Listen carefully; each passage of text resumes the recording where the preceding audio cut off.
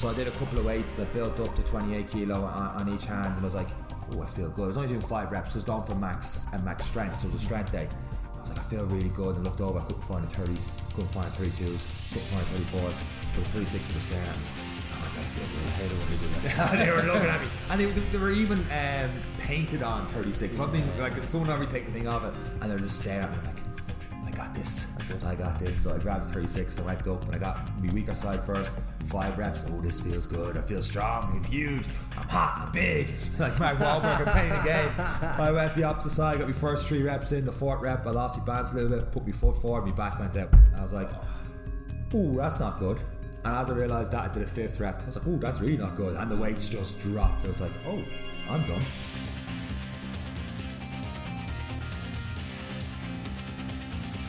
Hey guys, Seán here, and welcome to another episode of the Any Given Runday podcast. I'm joined once again by Eric, Conor and Aaron. And on this week's episode, we're going to go straight into it. Aaron, we are starting with you because you have a rep about not talking about how you truly feel. So how has your runs gone in these last couple of weeks so far? A little bit better than normal, like in fairness. I'm getting out a bit more.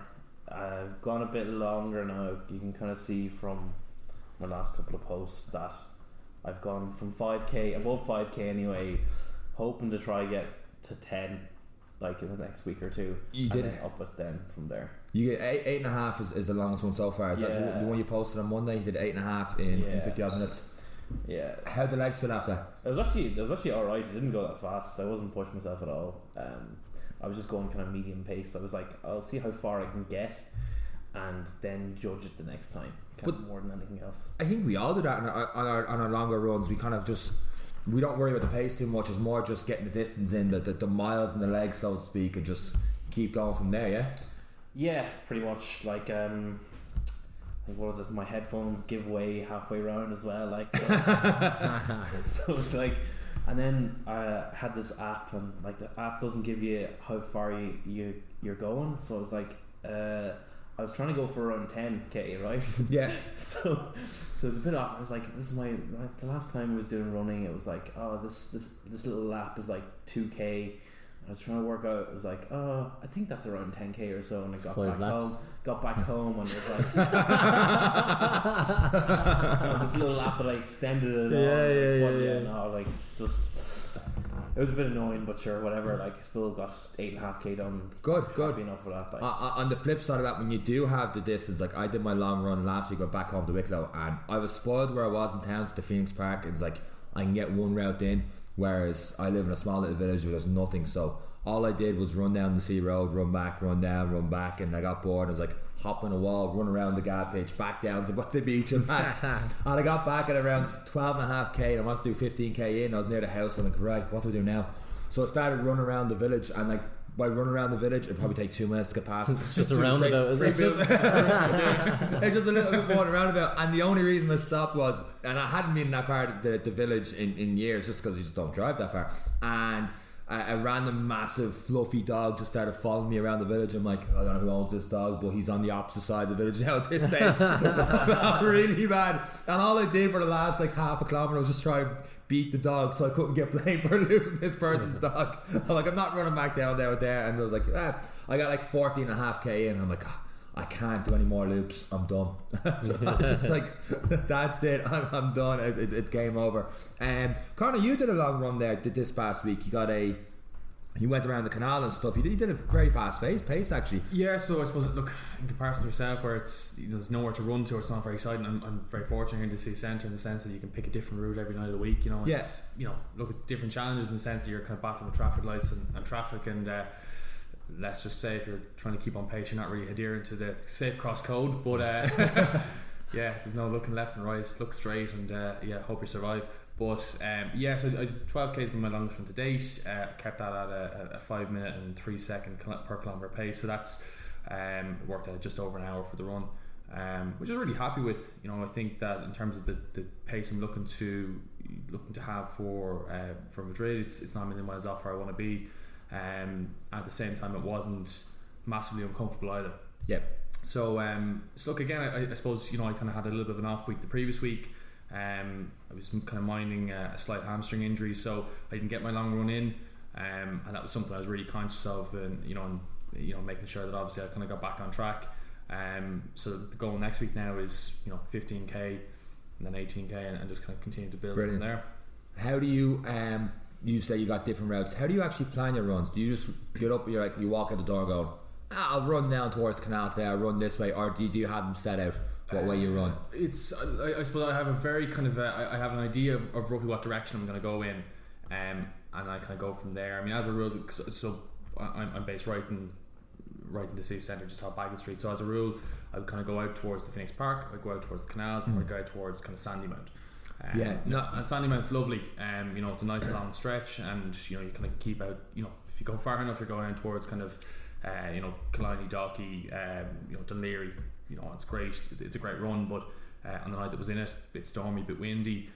It's pretty kind of open, so I thought better than to go out there. Yeah, no, I'm just asking in terms of to avoid what I did, running around villages with random dogs. I have a it's not an app, it's like a little website thing on the phone. I'll link it in the show notes for today's podcast, where you can kind of like pinpoint where you start and like follow different tracks running around. So like when I was near the Phoenix Park, I was able to see exactly how I get a 15k in and finish up like right as close to put the apartment, because I don't know about you guys, but when you pass your house a second or third keep going. Oh man, you just gotta stop. I mean, what you're doing is absolutely excruciating. Like, and again, I find any kind of route where there's some element of repetition, I struggle with that, particularly when it's a long distance run. So I suppose the benefit of having the Garmin is what I do is I'll kind of pick a rough direction which I'm going to go. I'll know in my head what distance I want to run, so I'll say, look, I want to do a 10k or 12 or 15k, so I'll do my 5 or 10 5 or 6 or 7k out, and then kind of work to come back in. Gotcha. And again, look, it's a bit like yourself, Aaron, it doesn't always work perfectly. Like, I had to do 3 loops around Fortune Square just to try and make up the last part of the 12th kilometre, like, but any dogs run after you, no? But no dogs running after you. More as a friendly companion, lads. Or you look like you were robbing something. Quick runs, the faster ran at the 12, 15k. Little Bichon Frise from French Polo. It just looks dodgy around here. Speaking of long runs, I suppose the guy who probably runs the longest with yourself, Eric, your 2.5 hour runs, and just put you in the spot before we started recording. You did say you had a 2.5 hour run in tonight, so how do you approach that? So again, it's a zone 2. Well, it's actually moving on because we're into the 8 week now. It was zone 2, building up from 80 minutes to 90 minutes up to the 2 hours to 120, and now it's an hour and a half of it, an hour and 45 of it is zone 2, and then the last half hour is into zone 3. So you're starting to get to the point where you're more tired and then pushing on to your marathon pace towards the end. So that's where I expect to be meeting any walls or difficulties, and that's where I'm training at. So Aaron asked me just before we started actually how far am I going to go, but I don't actually know. I don't know where the heart rate will be. As you've seen in the last few posts, the zone 2 heart rate hasn't been where I thought it, well, because we've missed trainings and sickness and all that, it's not where I need it to be, and that's why I'm supplementing with the cycle. So I'd imagine it'll be around 22k tonight with that run, with the zone 3 element part of it. But it's in terms of the mundane, like Phoenix Park, like you said, it's a great one for me, but even running 2 laps there, you're by the time the second one comes around, you've really lost the motivation to keep going. But like anything, when you get used to it, your body nearly knows what's coming next. You anticipate what's coming, and whether it's a good thing or a bad thing, particularly for the long ones, maybe it's probably a good thing because you're used to the route, you know what's happening. But like when your body gets used to something, are you developing further? That's probably part of where I'm at now. So I've been running in Nace quite a lot on long runs in different terrains, bigger hills, lower hills, and I've noticing a big difference in it. I'm noticing that my body is, I will say, suffering more because I don't know what's next. I don't know Nace, but I know there's an outer road, so I don't know every hill, I don't know every corner. I'm literally getting there and going, what's next? Yeah. What's next? And even if I ran it again in 2 laps, I'm still like, I have no idea where I am. But I have to keep going, so it's it's amazing. And that could be a good thing because when we're doing Madrid, obviously, I've never actually been to it. No idea what's next. It's going to be big hill, small hill, and it's flat. I'm not too warm over there. Or downhill, well, it's a downhill that has to be an uphill somewhere in the course, so I prefer just flat. I did have a quick look at the route there during the week, and it seems as though it starts off quite steep. And then gradually then kind of so you have to remember that's going to be really that's going to be really what good goes up. It was steep uphill starts, but also you have to remember about bearing in mind that the temperatures there are going to be probably around about 20 degrees right now. We'll kick off I think at around about 8:30 or something to that effect. So we'll start the race before the kind of real heat actually kicks in. So for us to do any of the harder parts, the inclines, that's going to be great to get that out of the way nice and early. Yeah. Because obviously once it gets warmer, we're towards the end of the race we're going to be sapped. We're going to be starting to dehydrate as well potentially. Energy stores are going to be low. So it seems as though it's an initial incline and then a gradual decline then. Well, that's Dublin. Which is the Dublin Marathon you don't know. That's it. True Stony Batter is actually for the first 5k you're pretty much running uphill. With a fair bit of uphill and stuff in Dublin. I want to touch on something there, Eric. You were talking about you missed a couple of runs with sickness and all the rest, and we've all missed a few runs, and I'll talk to my own little injury there in a minute. But when you miss a couple of sessions running, when you go back to your program, do you jump ahead? Do you go back a week, or where are you in your program from there, and how does it mess with the long? So it's a perfect example. There was about 3 weeks I missed from sickness, so I didn't go back to the start because obviously the end. Like, I'm a big believer in your body will adapt. Right. So although it's a big mental kind of change to go from an hour and a half to 2.5 hours, there is some sort of residual thing there where I've done a couple of runs. Will I suffer on them? Probably a little bit more, but then after that week of training, and you've seen I've supplemented now, I do the hour zone 2 cycle every morning now, Monday to Friday, so I'm trying to supplement what I've done, because once you're operating in the easy range, it's not going to affect your training the next day when you're doing an interval. They say like recovery for or easy training for the next 48 hours with Garmin and stuff. So when I'm supplementing with that, I'm trying to increase my endurance level. So I'm trying to catch up on those 3 weeks for the next few weeks. But yeah, like I kick on with it. The plan is still the plan. Gotcha. Some of it will be missing. You're going to get in. You'll suffer a bit more. It won't be as comfortable. It'll be more of a mental challenge. But then once you get through that week, then the body won't forget what it's done. And then you're ready for the next week and you're kicking on. And I think just keep going with the plan. Unless you've missed 6, 7, 8 weeks, then I'll be starting to question, should you even go for it back? I'm going to see the opposite of that, because what you're saying there was your body will get reused to that because you've done it before. So someone, the complete opposite would be yourself. He's laughing already, he knows exactly what I know this. So Aaron, if you've missed a few runs, and bear in mind episode 6 you said you ran 6 times over the course, so how, if you went for a longer run, for example, let's say tomorrow you went for close to 12k, how do you think your body would feel? And we were talking before about you saying you're just doing to get the distance in.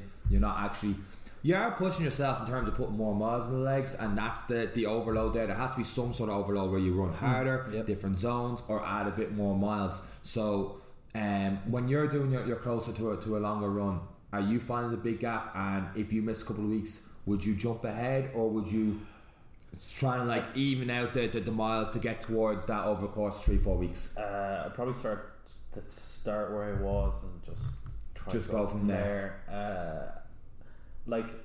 Mileage doesn't really matter to me, but if pace wise, like, I'll drop in pace. Right. Like if I'm off a couple of days, my pace will go. So what you're saying is you would keep the same distance but drop the pace. Yeah. Well, that's like if I tried to push myself and go further, I think like my pace would just go to the dogs. Like, and you have to be careful there with injuries and stuff as well. But, if you jump up too fast, and if you're not used to or acclimatized, your body hasn't done it before.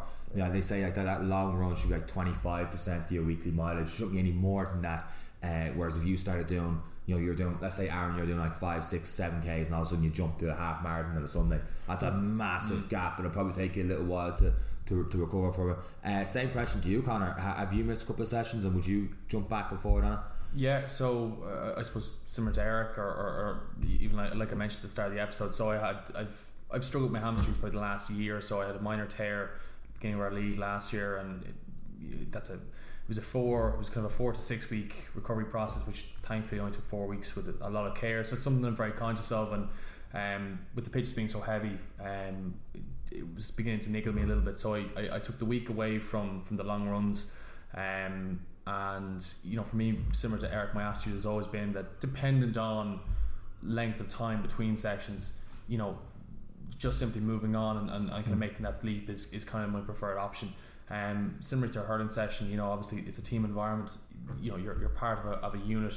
It's not a a solo exercise. So if you miss a week, you're going back into that team setting, and you're doing what everyone else is doing. You can't just pick and choose what you want to do or what your body feels like doing. That's the exercise, or the run or whatever it is. So my attitude has always been the same, with that for my long runs. In the same way, and it's funny, I suppose, you talk about the jump between a lot, your long distance runs are going from a 10 to a half marathon. It's unwise. The funny thing is, my first marathon, I'd never run anything close to that distance. The first I'd ever run was a half marathon distance. Right. 2 weeks before the full marathon. Right. So I'm not going to say I took good tapering. Good tapering, but I'm not going to say I took the world by storm with my time, but it's doable. So that's what works for me. I think that again, if it's a week, 2, even 3 weeks, right. acknowledging that, okay, well, I've missed that kind of, I suppose, that ladder step, being able to kind of implement the individual runs towards that step, but at the same time, I'd want to just keep moving forward.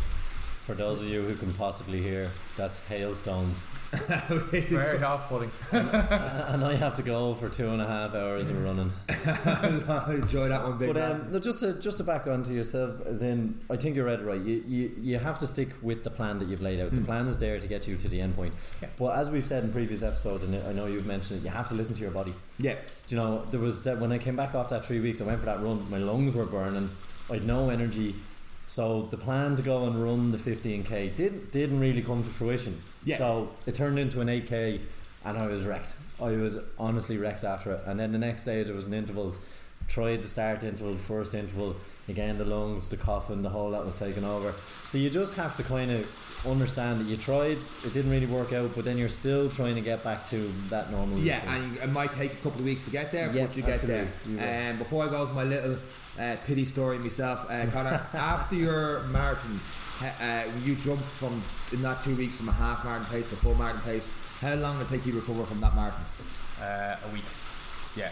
A week, as in you couldn't do a thing, you were stiff the entire week, you were sore the entire week, and you were able to run afterwards, or when did you run after the marathon? I was incredibly sore for about a week afterwards, and that was everything from my feet right the way up to my shoulders, and I was also massively dehydrated afterwards as well, so my head was spinning for about 24 hours. But for me, the next day I went out, I got a long walk in, I stayed quite active, but definitely it wasn't a comfortable experience. And then, I suppose in the same way then I compare it to last year, I was out, I got a run in the day after the marathon, then a very, very light 2 kilometres just up to the shops and back, but it was a jog, my body was capable of it. I felt fully recovered probably by the marathon was on the Sunday. I think by the Wednesday evening or Thursday night or Thursday morning I felt fresh again. So again, because you had more training in, well, look, you take that into account, but also as well, look, the muscle memory, your body gets, I kind of just spoke about, your body gets used to these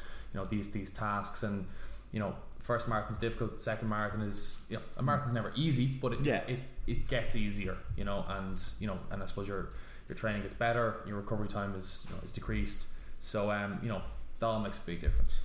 I'm just trying to get you to say I wouldn't recommend jumping from a half marathon to a full marathon in 2 weeks time, because I know for a fact Aaron will do us like, right, fair enough, I just work up to a half marathon and then come Madrid, double it. I was just thinking of that. I know. This is grand, he thinks. To be incredibly clear, I would not recommend it as a marathon strategy. It's the same as that, like, fail to prepare to fail. The first time me and you went to a marathon, the ego was stepping up to the start line. We'd done a half marathon about 3 months before, and we were like, we've done nothing. We ate a takeaway the night before for carb loading, and we showed up and we thought we were great first half, absolutely brilliant, and then we nearly killed each other for another 13 miles. But like, if you don't put in the preparation, you are going to suffer. You are, like, a marathon, as you said, is not easy. It's not an easy task. It is a marathon, but if you put in the preparation, that task can get easier. 100%. And that's what I think it is as well. But if you're doing what we did, it's just not an enjoyable experience. No, it's the only way to describe it. Like, a marathon is difficult, but when you take it on from that approach and I'll just show up and do it, you're gonna have a very, very long day. Prepared, just like it says on the mighty Villa's crest. Get out. We're an hour or so away from my team getting hammered by Man City. And speaking of me being in pain, excruciating, I had a training session. I'm being a Villa fan. Did you like that segue? On Monday. I suppose what I'm talking about the whole episode is catching up and rushing through that catch up and how it can pretty much bite you in the backside. I was late into the gym for a session and I knew I wasn't feeling too great, and I did me warm up and during I was doing me plank, I'm like, oh, I don't feel too good here. But then I was like, I need to get a good session in, even though I only 30 minutes. So I kind of cut the warm up short, which I always say never do that. But I thought one time I'd do it, I'll get away with it. Of course I didn't. I did a couple of what's called Bulgarian split squats, and that's when you put your back foot up on a bench and you do like a lunge, but you're not moving your feet, it's just the back knee going up and down. So I did a couple of weights that built up to 28 kilo on each hand, and I was like, oh, I feel good. I was only doing 5 reps, so I was going for max strength, so it was a strength day. I was like, I feel really good, and I looked over, I couldn't find the 30s, couldn't find the 32s, couldn't find the 34s, but the 36s were staring at me. I'm like, I feel good. I hate it when they do that. They were looking at me, and they were even painted on 36. Like someone already taken the thing off it, and they're just staring at me. I'm like, I got this. That's it. I got this. So I grabbed the 36. I went up and I got my weaker side first. 5 reps. Oh, this feels good. I feel strong. I'm huge. I'm hot. I'm big. Like Mark Wahlberg playing a game. I went the opposite side. Got my first 3 reps in. The 4th rep, I lost my balance a little bit. Put my foot forward. My back went out. I was like, ooh, that's not good. And as I realised that, I did a 5th rep. I was like, ooh, that's really not good. And the weights just dropped. I was like, oh, I'm done. Yeah. So 10 minutes later I was down in the jacuzzi, and then like throughout the week I was doing if you can imagine the Conor McGregor walk, except his back is rigid and leaning forward a bit. That was me just going around like an old lad, and I feel not too bad now, so that's why I haven't done any runs this week and we stuck on the bike. But the moral of the story, and pretty much I didn't even intend it this way, is what we've been talking the whole podcast, is don't try and catch up on yourself too fast, because that's when you risk injury and you're gonna be set back even a lot further. So I thought if I got a bit more strength in that day, made that session more worthwhile instead of taking it a bit handy, because I hadn't timed myself right to do what I wanted to do. I should have built up a little bit further. I should have just eased back and say, you know what, today's not that day. But now I'm probably at least 2 weeks behind now in my training because thanks for the sympathy there. Thanks, Aaron. Do you ever listen to your own advice? No. Is this not the second time you've done your back? It's more than the second time. It's like, do what I say, not what I do. But I feel alright now. Like, I was running around the dance floor last night, so I was like, great. Now I had a bit of whiskey to help me out on that one, but like I was doing a bit of running last night and that. Apart from that, I haven't done much running this week, just a bit more cardio on the bike and hopefully ease it into my strength training from there.